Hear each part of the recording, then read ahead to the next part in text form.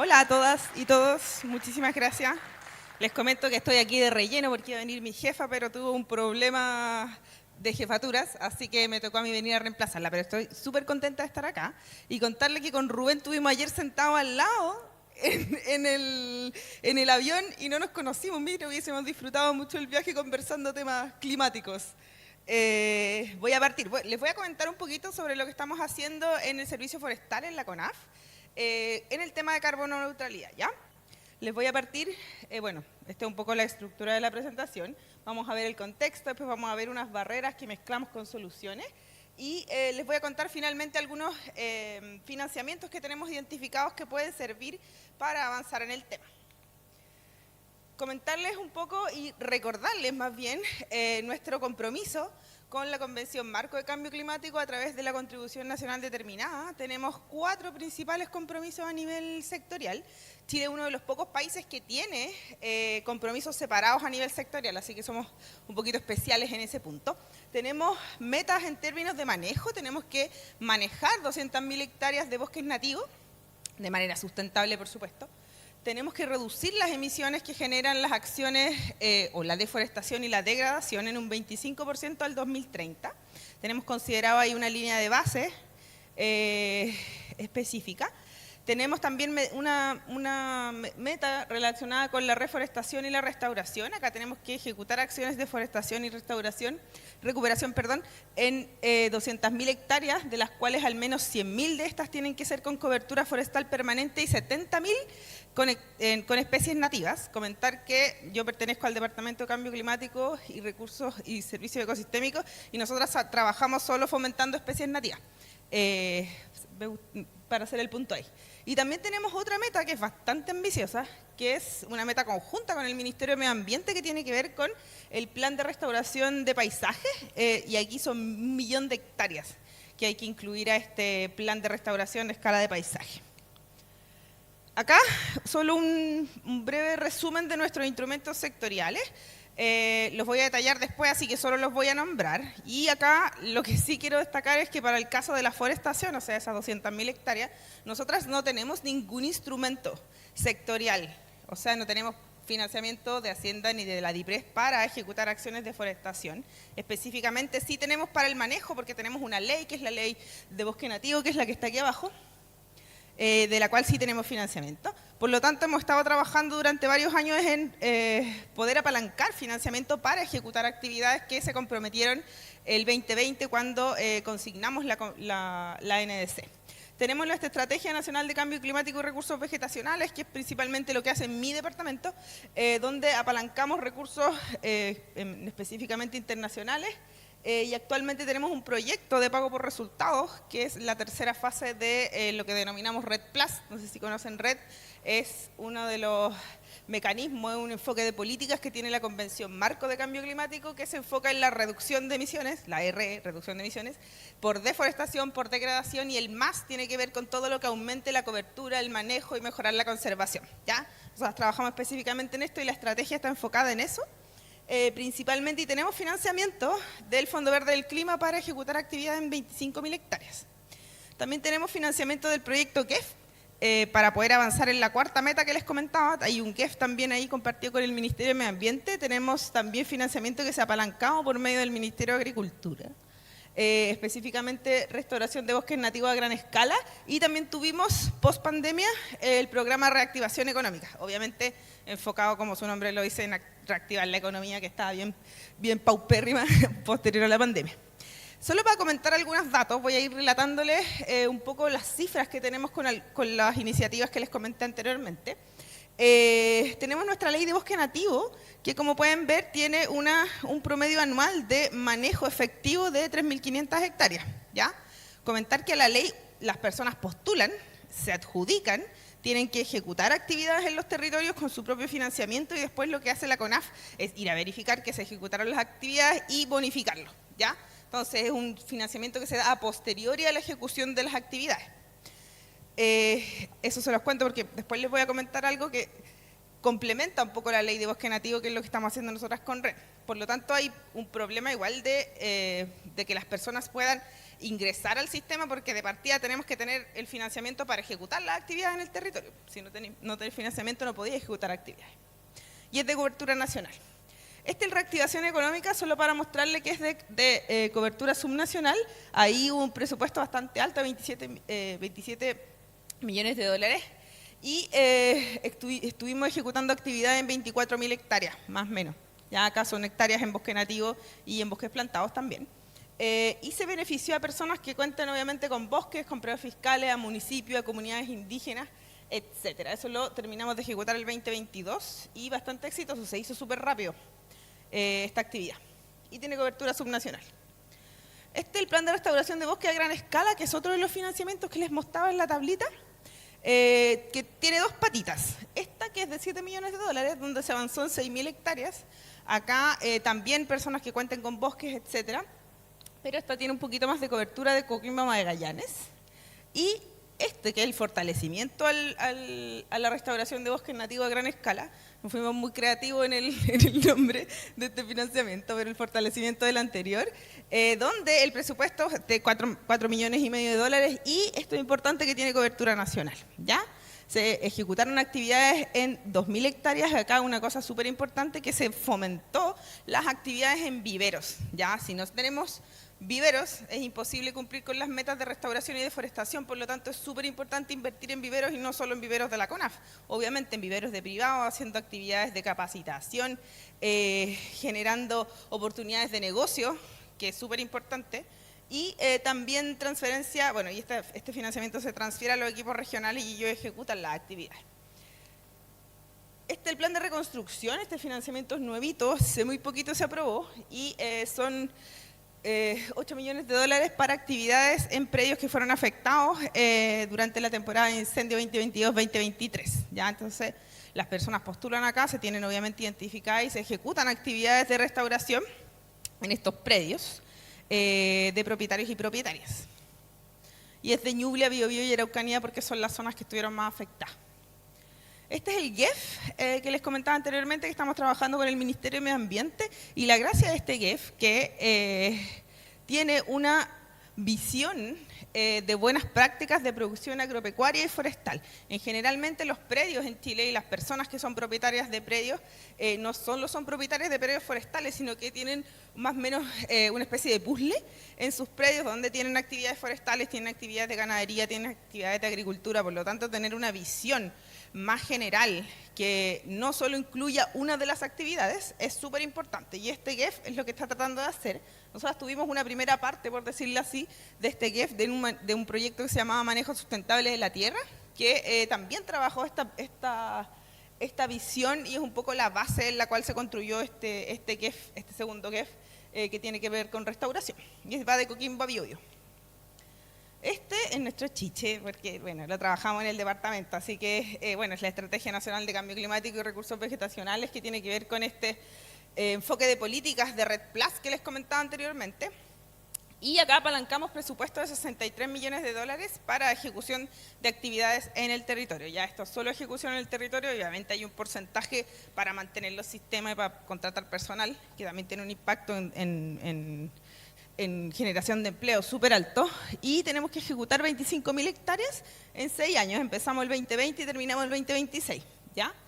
Estas hectáreas, ¿y cómo se postula? Se postula por un medio de un sistema, que es el sistema de distribución de beneficios, donde cualquier persona que cumpla con ciertas variables, obviamente, puede postular a ejecutar actividades. Estamos trabajando por ahora del Maule a los Lagos, porque nuestro nivel de referencia forestal es subnacional. Hace poquito lanzamos el nacional, pero cuando se postuló este fondo era subnacional.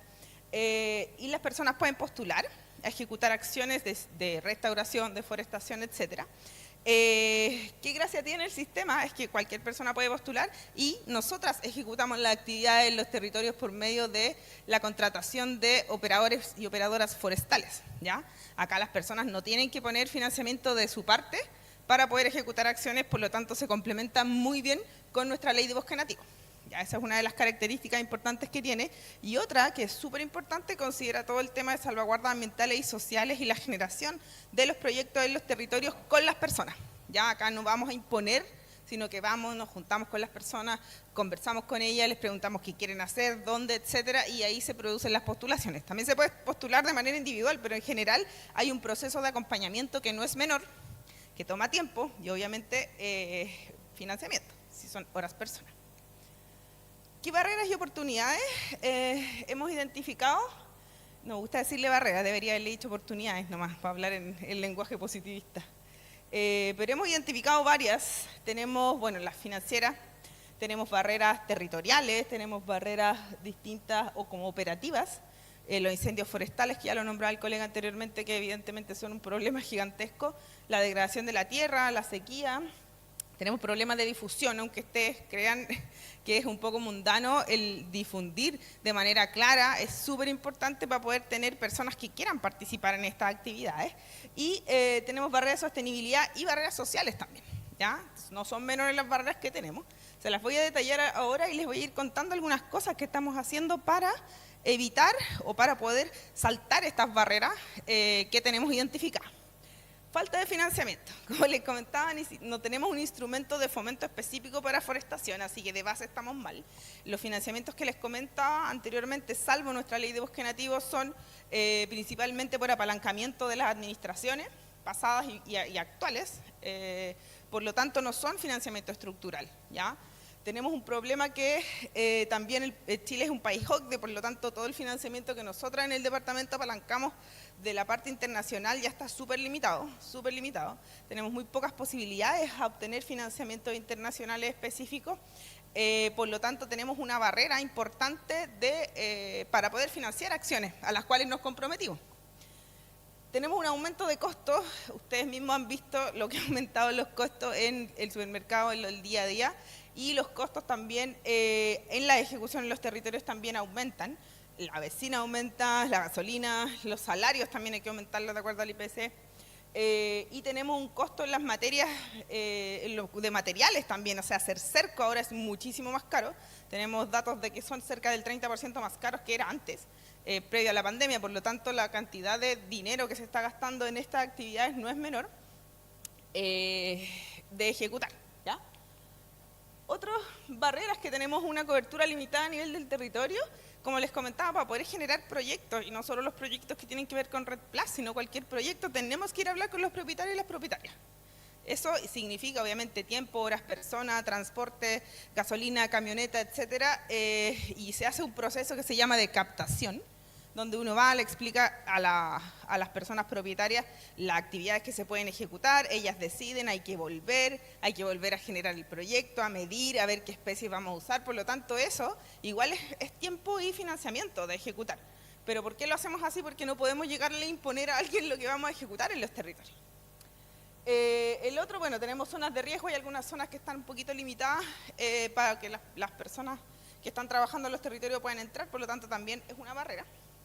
Tipos de tenencia de tierra, y acá entramos a un tema, no sé si lo han tratado en la mañana, no alcanza a llegar temprano, que tiene que ver con la inequidad de género y la tenencia de tierra, ¿ya? Sabemos que existe una inequidad de género enorme en todos los temas. Me puse a cachurear y buscar datos el otro día y encontré que el 1% de las presidentas son mujeres, 1% en todo el mundo. Y el 20-25% son parlamentarias. Por lo tanto, de base, las personas que están ejerciendo liderazgo y las personas que hacen las leyes son hombres. Por lo tanto, todas están enfocadas más a los hombres que a las necesidades específicas que tienen las mujeres. En temas de tenencia de tierra estamos igual de mal. 20% del porcentaje de tenencia de tierra está en mujeres.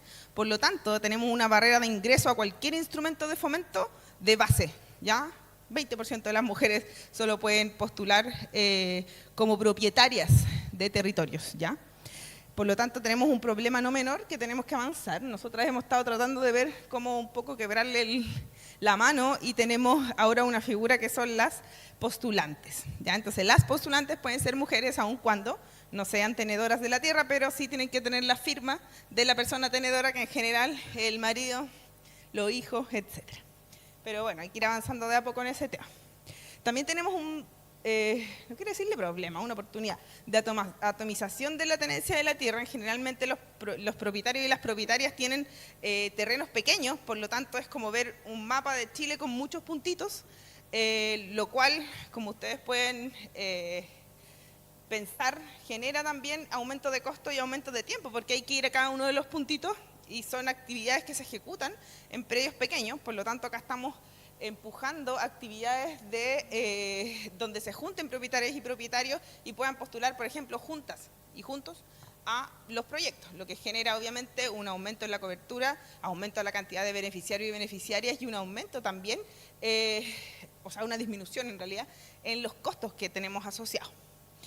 El tamaño de la propiedad, evidentemente las mayores propiedades están ligadas a personas menos vulnerables y las menores propiedades a las personas más vulnerables, y ese es un poco el foco que tiene la CONAF, así que tenemos que sí o sí trabajar con estas propietarias y estos propietarios. Tenemos beneficiarios, y acá lo que les comentaba anteriormente, no podemos imponer que las personas quieran participar. Por lo tanto hay que conversar con ellas, contarles de qué se tratan los proyectos, etcétera, para que ellos también quieran participar. Disponibilidad, ahí tiene un tema de costo-oportunidad también y de rentabilidad de los proyectos que se ejecutan de actividades de forestación, de restauración, etcétera, que también estamos trabajando con ellas. Por ejemplo, estamos viendo de ejecutar cadenas de valor con mujeres recolectoras, por ejemplo, de semillas, lo que generaría un aumento en su income, en su presupuesto, en lo que ganan, y también mejorar ahí su calidad y poder también un poco que esta actividad trascienda en el tiempo y que no esté ligada solamente a un proyecto, ¿ya? También tenemos, bueno, la preferencia de las intervenciones, hay que preguntar qué se quiere ejecutar, con qué especie, etcétera, dónde, y eso va cambiando también a través del tiempo. Y la capacidad de gestión, hay personas que quieren ejecutar los proyectos ellas mismas, y bienvenido sea, mejoramos también la empleabilidad del sector, en general son personas las más vulnerables, así que felices con eso, o hay que contratar operadores y operadoras forestales. Disponibilidad de material vegetal, ya lo comentaba anteriormente, con el tema de viveras tenemos que sí o sí tener diversidad de tipos forestales, plantas de buena calidad, semillas de buena calidad primero antes que la planta, y recolectoras antes que las semillas, recolectoras y recolectores que sepan lo que están recolectando, que puedan guardar las semillas, que las vendan a un precio justo, que se les pague un precio justo. Generar plantas de buena calidad también es súper importante para poder ejecutar las actividades. Y generar rentabilidad, ya un poco lo que les comentaba con las productoras de semillas. Los instrumentos estatales en general, quizás algunos son un poco complejos, usamos un lenguaje que quizás no es entendible por todo el mundo, por lo tanto eso lo hemos visto como una barrera también de postulación a los distintos procesos y no solo a los que tenemos nosotras en el departamento, sino que también a la ley de bosque nativo, que es bien compleja. No sé si se han metido alguna vez a postular un proyecto de la ley de bosque nativo, es complejísimo, es muy enredado lograr entender cómo funciona. Incendios forestales, no creo que tengamos que comentar más esto, tenemos un aumento de emisiones por los incendios, obviamente hay pérdida humana, hay pérdida ecológica, hay pérdidas económicas, culturales también, no sé cómo voy con el tiempo. ¿Voy bien? Ah, ya. Pérdidas culturales, por lo tanto, es una amenaza, y como dijo por ahí un prócer de la patria, la contienda es súper desigual con los incendios. Nosotros forestamos 10 y se queman 300. Entonces, es un problema enorme que estamos tratando de ver cómo podemos paliarlo un poco haciendo acciones, por ejemplo, de prevención, de campañas de prevención y también de silvicultura preventiva de incendios en zonas urbano-rurales. Difusión, que esto es lo que les comentaba, es súper importante difundir de manera clara, de manera precisa, de manera entretenida, para que las personas de verdad tengan interés en participar en actividades, y también hay que ser súper claras en lo que se comprometen las personas, porque si uno genera actividades, restaura un bosque, genera un bosque, va a tener también no solo beneficios, pero también obligaciones. Es como cuando uno se convierte en ciudadano o ciudadana, también beneficios, pero hay que obligatoriamente, ahora veamos si es obligatorio ir a votar, pero tenemos sí o sí obligaciones cuando se generan proyectos, entonces eso hay que explicarlo muy bien, muy bien. Se firman convenios con la CONAF, etcétera, y también hay que difundir alternativas de negocio. Y ahí estamos trabajando de ver cómo podemos fomentar los productos forestales no madereros, por ejemplo, con artesanías, con mujeres que generan algún tipo de negocio con la extracción de estos productos forestales no madereros. Y bueno, las herramientas para la sostenibilidad, que viene a ser un poco como tema de adaptación para nosotras, es, bueno, la generación de oportunidades de negocio. No solamente hay que ser tecnológico quizás acá para ser innovador y para tener que adaptarnos, sino que también ver cómo tenemos ya herramientas. Por ejemplo, el INDAP tiene un montón de herramientas de turismo rural que también podemos usar para este tipo de actividades. Por lo tanto, es súper bueno asociarse con otras entidades, no solo con entidades de gobierno, sino con otras también. Y tenemos oportunidades de negocio, la dendroenergía también, la producción sostenible de leña, también es una opción, siempre que sea leña seca, obviamente. Dale, estoy terminando, esta es la última. Por lo tanto, se tienen que generar oportunidades de negocio, si no las personas no van a tener ganas de ejecutar actividades. Y son sus territorios, y obviamente todo el mundo quiere también poco lucrar con esto. Si se quiere, puede ser solo temas de conservación, pero son la minoría. Por lo tanto, tenemos que entregarles también de esta forma, una forma de adaptarse y de generar innovación ya a través de este tipo de cosas. Participación desde las bases, para nosotras es básico esto, por eso los proyectos en general de Red Plus son un poco más caros y son más lentos, porque hay que considerar participación de las bases. Tenemos un montón de talleres, procesos participativos que se ejecutan con las comunidades, no solo con la única persona que quiere hacer ejecución de actividades, sino también con las vecinas y vecinos. Si se quieren ejecutar actividades en ASP, también hay que llamar a todas las personas involucradas. Por lo tanto, un proceso que no es fácil, es un poco más largo, pero nos da la base de que las personas se apropian de los proyectos. Por lo tanto, la potencialidad de ser sostenible es muchísimo mayor que un proyecto que yo lo diseñé en el escritorio, calentito de Santiago, y se los paso a las personas para que lo ejecuten, ¿ya? Monitoreo, reporte y verificación, esto, bueno, lo comentaron en la mañana, estamos monitoreando. Quizás no estamos monitoreando tan bien, tenemos que conectar los sistemas de monitoreo, lo cual es súper difícil, cada uno siempre trabaja en su cajita y no quiere mirar para el lado, pero avanzar en esto es súper importante. Otra de las cosas que hacemos nosotras también es hacer monitoreo de emprendimiento, después hacemos monitoreo cada 2 años y después hay un proceso también de monitoreo de emprendimiento de las actividades que se ejecutan. Por lo tanto, también es importante avanzar e innovar en esto. Y un sistema de medición de cobeneficios, esto temazo, cómo se miden los cobeneficios, aparte del carbono, sobre todo la biodiversidad. Hay formas de hacerlo y bueno, ahora con todos los compromisos que se adquirieron el 2022 en la Convención de Biodiversidad, hay que empezar a medir sí o sí biodiversidad y otros cobeneficios que generan los bosques. Y bueno, las salvaguardas ambientales y sociales, que son todas las actividades que nosotras tenemos para prevenir que cuando se ejecute una actividad, prevenir que hayan efectos negativos. Si es que ocurre en la algo negativo, tenemos que tener las herramientas para mitigarlo. Eso es básicamente las salvaguardas ambientales y sociales, que nosotras las incluimos de base en todos los proyectos. Es súper importante seguirla, también vienen de base con los lineamientos internacionales, pero creemos que al incluirlas es un poco más lento, pero nos dan sostenibilidad en el tiempo, lo que también tiene un efecto en la adaptación de las personas. Esa era mi última lámina. Gracias.